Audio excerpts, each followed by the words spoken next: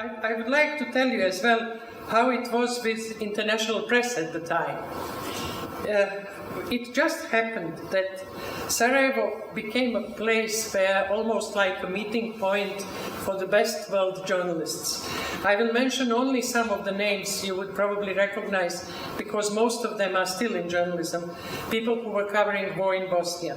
So one of them was John Burns, Christian Amanpour, Kurt Schork for Reuters, Ed Williamy, Alan Little, David Riff, Tom Gelton for National Public Radio, Roy Gutman.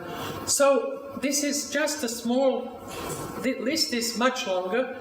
I just mentioned few of them, and I have to tell you that at the time, watching them work in Sarajevo and having communication with them, I was just admiring the way how I was learning a lot from them, and I admired the way how they did their job.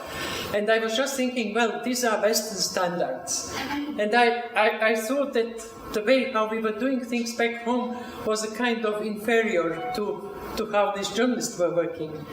Only once I was outside Bosnia, I figured out that these were not Western standards. Those were the best Western journalists we could get. You know, there was no, they were really top class of professionals. They did their job in an extraordinary way. I'll give you an example. For example, of Christian Amanpour. She certainly could use a bunch of fixers and people who would help her around and so on, but she did all her walks and she did all research on her own. And I remember she was supposed, when Clinton just came in power, she was supposed to have 2 minutes live on the air interviewing. Clinton was sitting in Atlanta studio, and she was given 2 minutes live from Sarajevo to ask him a question. 1 week she was walking through the city and talking to everybody, including our newspaper, and asking people. She was going to see little shopkeepers, she was going to see teachers, doctors, you know, everybody. And she would ask questions. If you had a chance to talk to US President, what would you ask him? She had a full notebook of Sarajevan questions. And finally, I mean, she kind of made her own way with this number of questions she collected.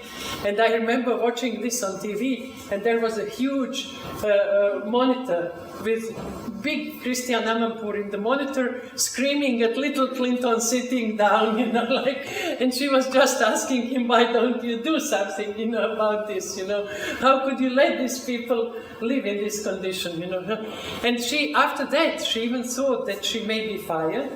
She was not sure what will happen with her career, but actually her station did back her up, and from that point on, her career even took a good course in the life. But she's just one example. I could give you hundreds of others. You know how foreign journalists, and the reason why I'm mentioning this is that Bosnia was very well covered when it comes to journalism. Bosnia had very good, there is no aspect of Bosnian war for which I would say, well, this was not really featured well in international press. At the time, Bosnia was front page of all major European papers, of all major US papers, but what didn't happen then?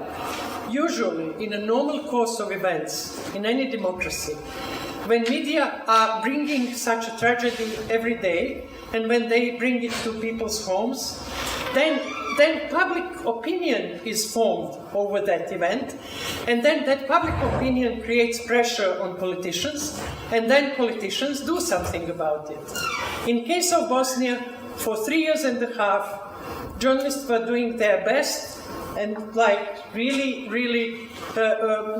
covering every aspect of this war, and public opinion was created in the West, but there was no any response at the level of politicians.